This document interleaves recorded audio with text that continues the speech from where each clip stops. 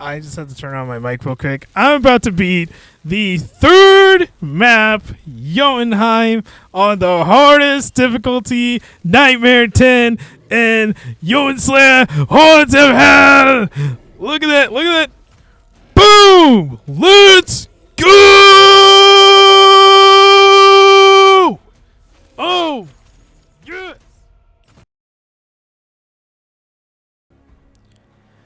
Hello everyone and welcome. If you're new here, welcome. My name is Firebug and today we're continuing playing Jotunnslayer Hordes of Hel. So, I just completed the third map, Jotunheim, and the hardest difficulty, well, newest and hardest difficulty, Nightmare 10. As you can see, it can't go any higher. If I click on it, it doesn't go any higher. The enemy difficulty is up to 450%. And if you keep that in mind, because if you haven't watched my last videos, Niflheim, when I beat this with Flame Sister, and I actually beat the first map, Niflheim. If you go back to Niflheim with when I beat it with Ceres, enemy difficulty in this map is 420%. So that being said, the very last map, Helheim, and Nightmare 10. The enemy difficulty is 490%. So if you don't want to miss out, go ahead and hit that subscribe button because I have 2 maps left to complete. So go ahead and hit that subscribe button, and it's going to be my attempt to try to beat this game on the hardest difficulty, Nightmare 10. Alright, so in this section, I'm going to talk about what character I use, what weapon I use, blah, blah, blah. If you don't care about that part, you could go ahead and skip ahead, and I'll have the timestamp on the screen right now, and I'll even have the timestamps and the link in the description, so you can always just skip ahead if you really want to.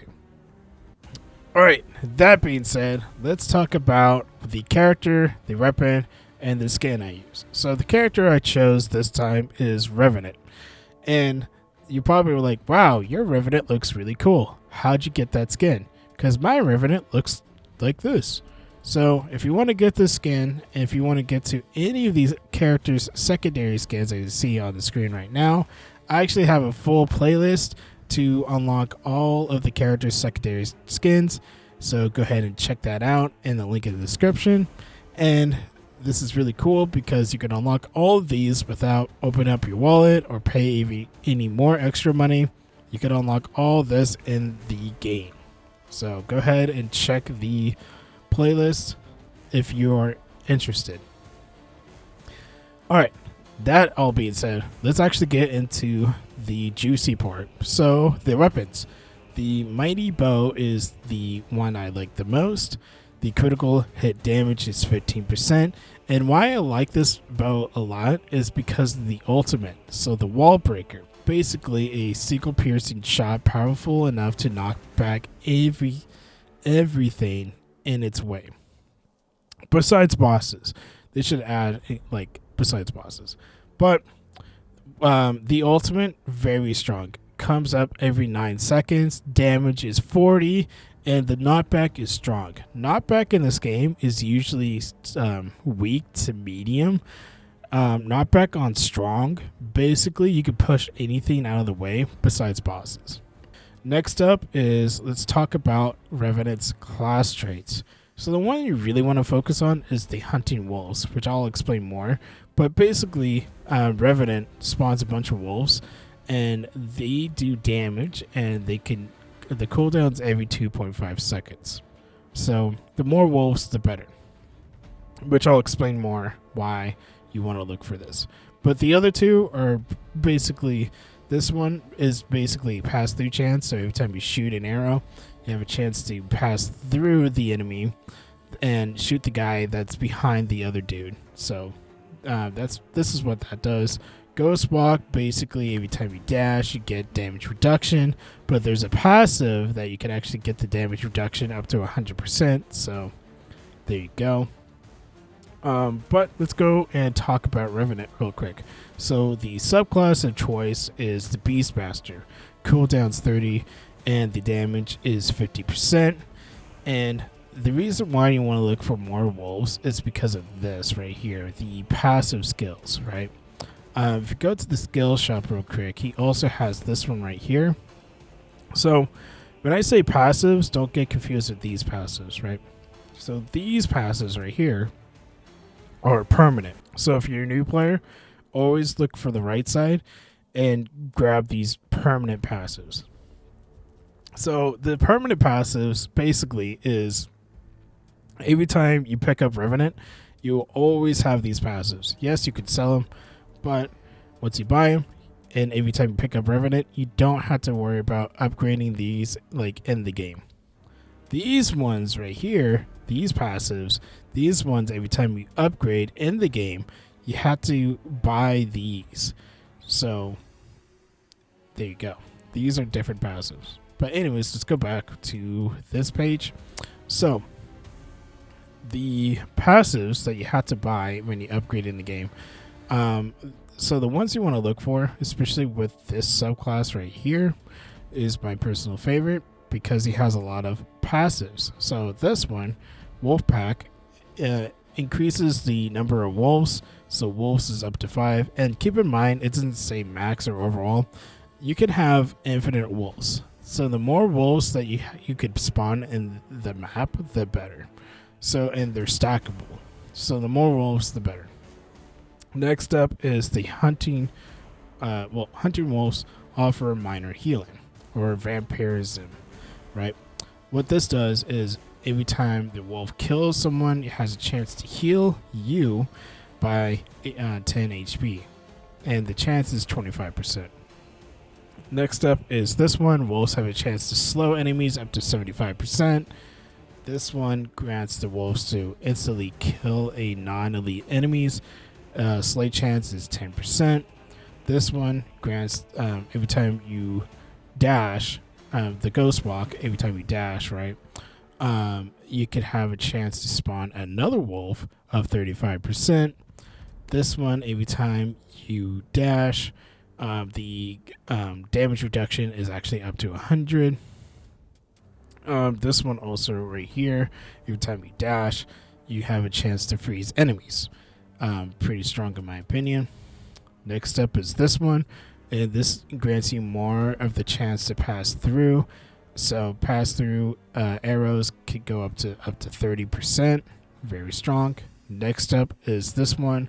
Your attacks is basically non pass through arrows, but every time you do attack, you have a chance to freeze enemies.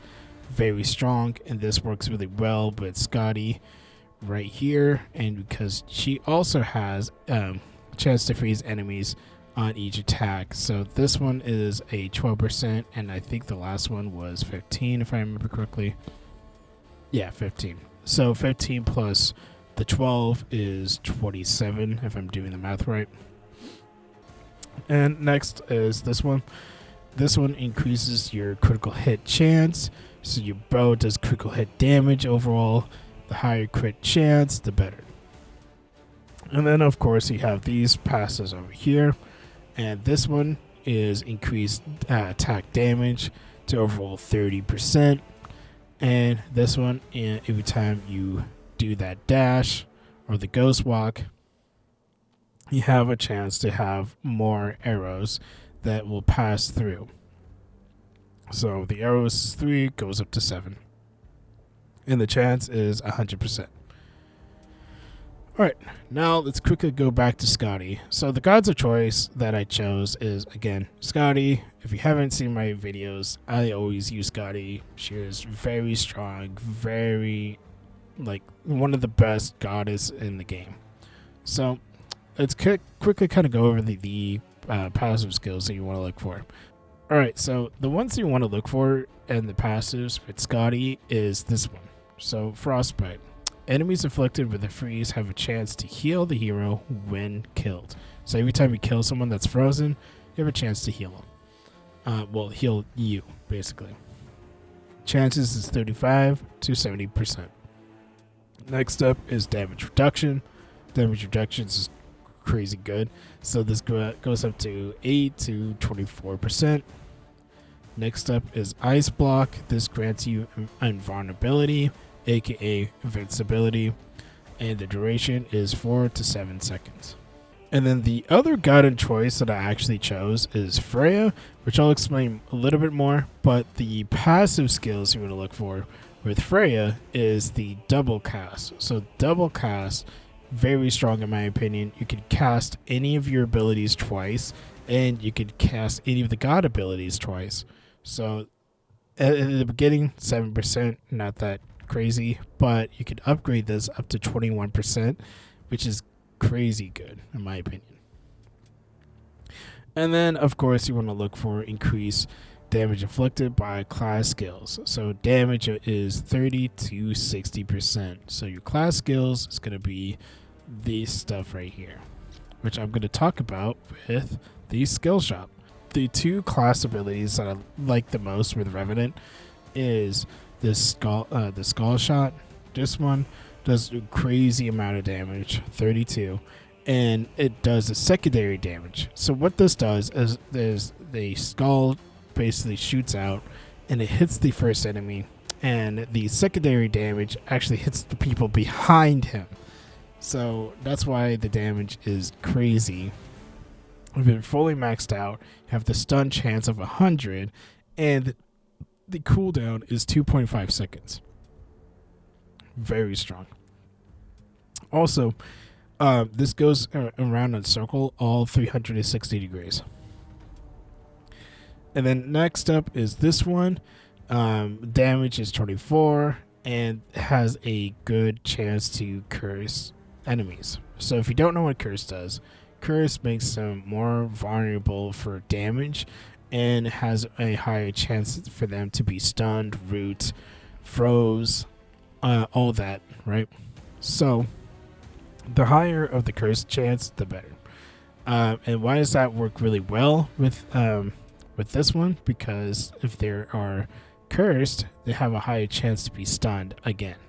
So there you go. Alright, now let's quickly kind of go over with Freya and Skadi. So with Freya, why I chose Freya is actually because the increased attack speed. So overall is 25%, and if you go back to Revenant, this also grants you 25% attack speed. So you have a total of 50% increased attack speed. It is crazy. Next up is damage reduction. So Skadi also grants you a damage reduction. This also grants you a damage reduction just by picking up Freya. And then collective range, which isn't that important in Nightmare 10, but it is there. The collective range is 50%. And Freya grants you a 1+1 revive. I don't know if this is bugged or not, because every time I die with Freya, I never get a revive. So I don't know if it's bugged. I don't know if it doesn't work. I don't know if I'm using it wrong. I don't know. So there you go. But if it is there, always pick up Freya, in my opinion. Next up is the God ability. So the God ability of choice is actually these two, in my opinion. But the one in the video that I used, well, in this video, is this one. So it's basically Freya's magical sword. If you fully upgrade it, it does crap tons of damage, 45, strikes once, the burn chance is 35, and has a duration of 3 seconds. Cooldown is 3 seconds. So think of it like this. Think of a straight line, and it does tons of damage. That's what this does. It's basically a one humongous sword that just does so much damage. And it's really good. And you could get this up every 3 seconds. It's crazy. It's one of my new favorites. Alright, and then next is Skadi. If you haven't seen my other videos, again, I talked about Skadi. I feel like she is the best goddess in the game. So let's quickly kind of go over her passives now. So she grants you 10% cooldown overall. She grants you 7 + 7 rerolls, and she grants you overall 3 steals, and she has the reflective chance overall of 25%. And the reflective chance is every small projectile. So if it's a boss, elite, minion, whatever, if they throw a small projectile at you, you have a chance to just reflect it back at them, and they will take the full damage back. Very strong in my opinion. Alright, and then this is the two abilities that I have for Scotty. So, and I think that's what I used mostly in the most of my videos. So this one, pretty good, does damage. Think of the hero in that center part, and this will every time it activates, it has like this freeze around him, and any enemy that gets close to it has a higher chance to freeze him and a higher chance to take damage. So the damage, no, this is only 12, but trust me, I feel like it does a lot more damage than that. So it's really good. Freeze chance is 40. Very good in my opinion. This one is very OP. Damage is 50. Freeze chance is 100.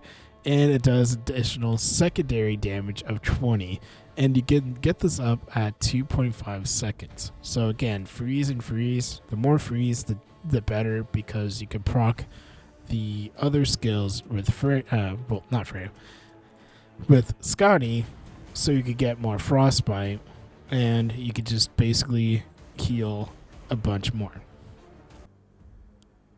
Alright, hopefully I explained everything as fast as I can. Now let's get into the gameplay in Jotunheim Nightmare 10 in Jotunnslayer Hordes of Hel.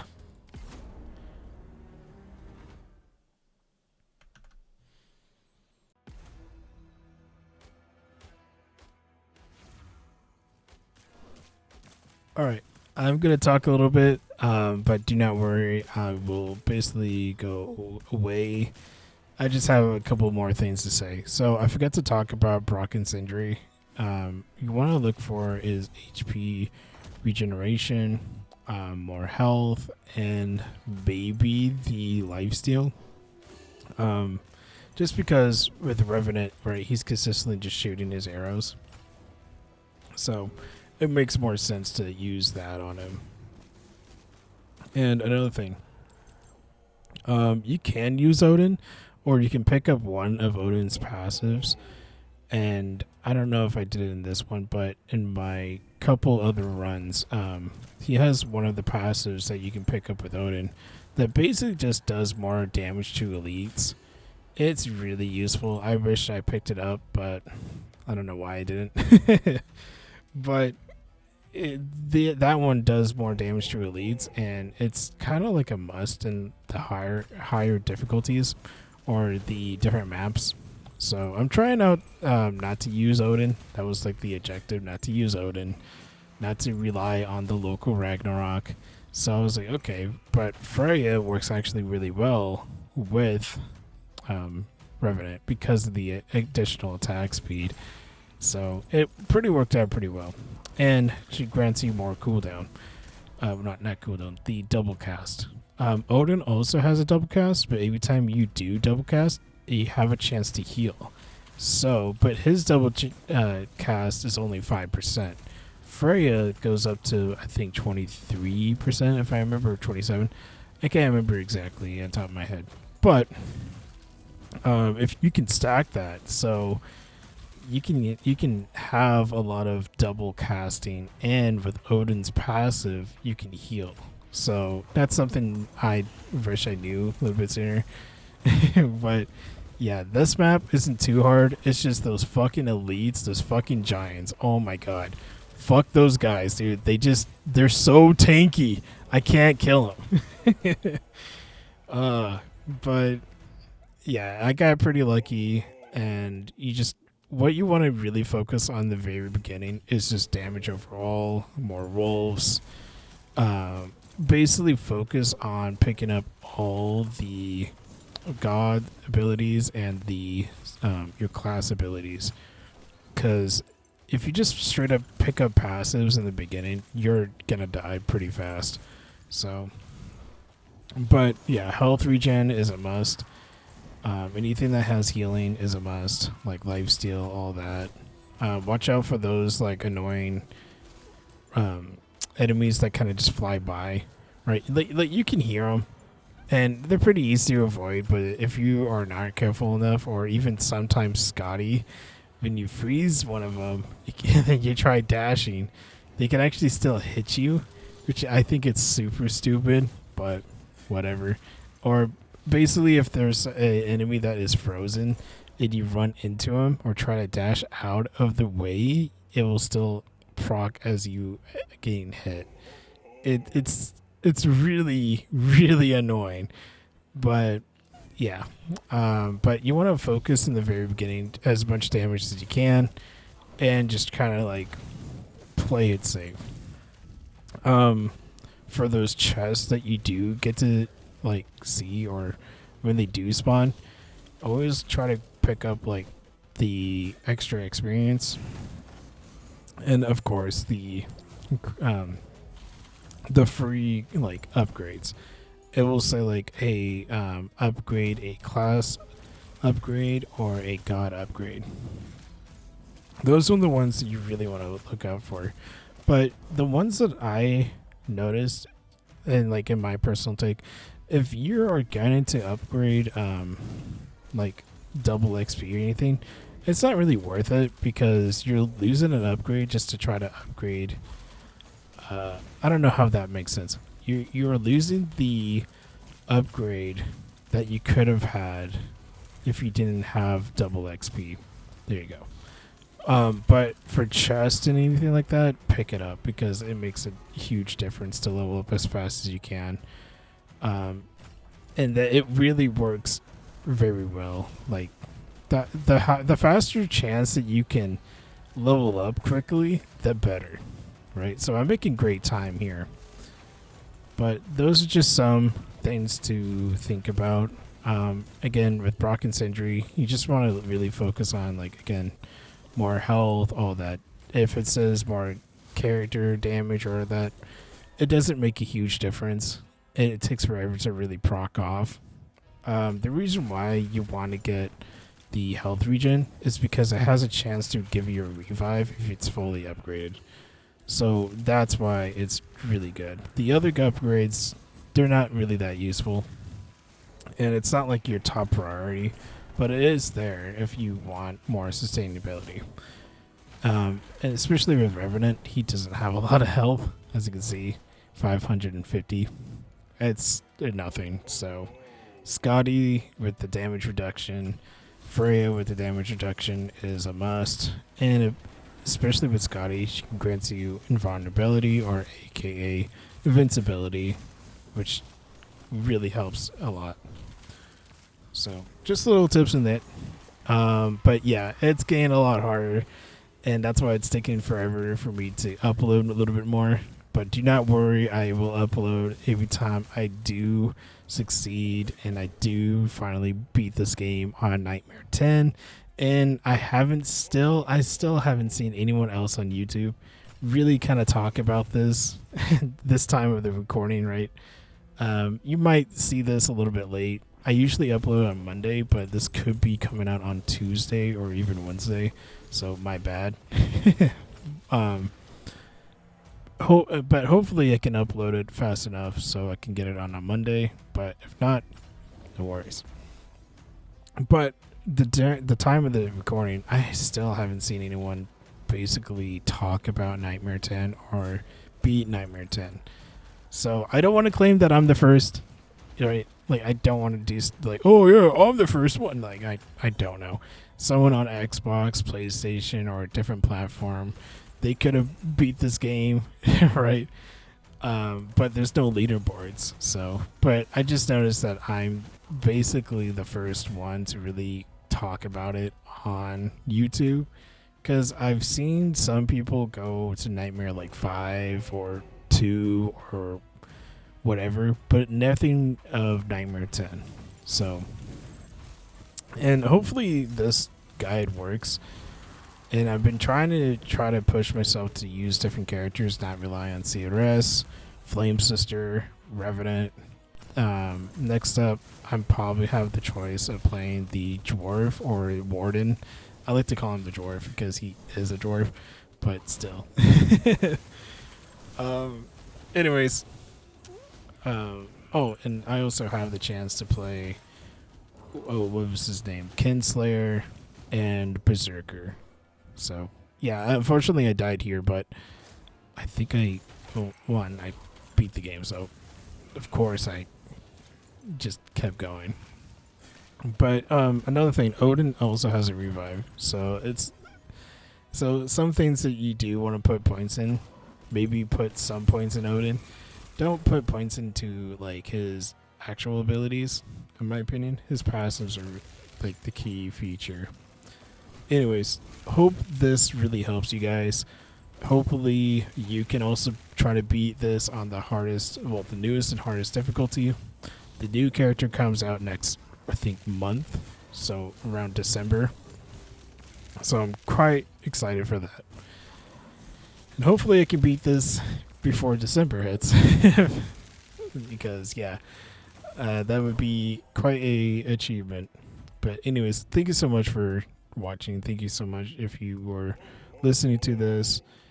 Yeah. All right. Hope you have a good rest of your day. Oh, one more thing. You might hear me at the very end. I reopened my mic. It's this part right here is a voiceover. The other part is in the video, so don't let that confuse you. All right. That all being said, thank you so much for watching. Thank you very much for sticking around.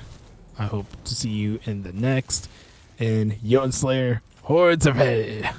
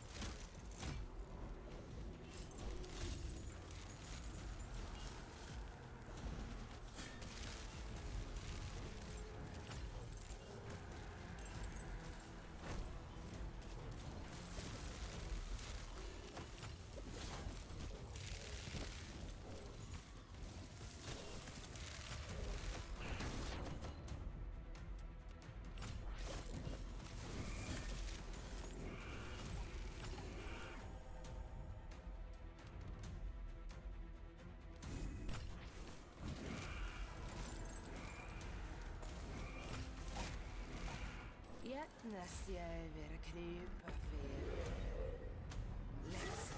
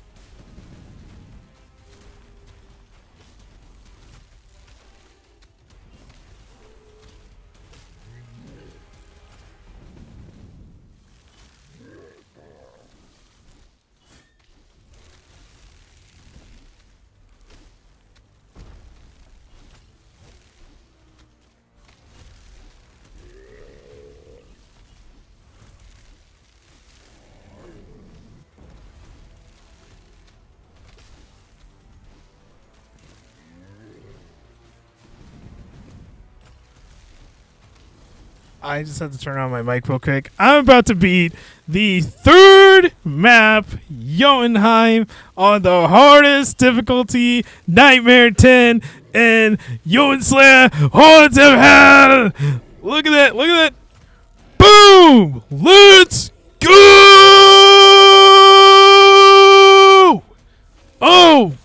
Yes! Yes! Alright.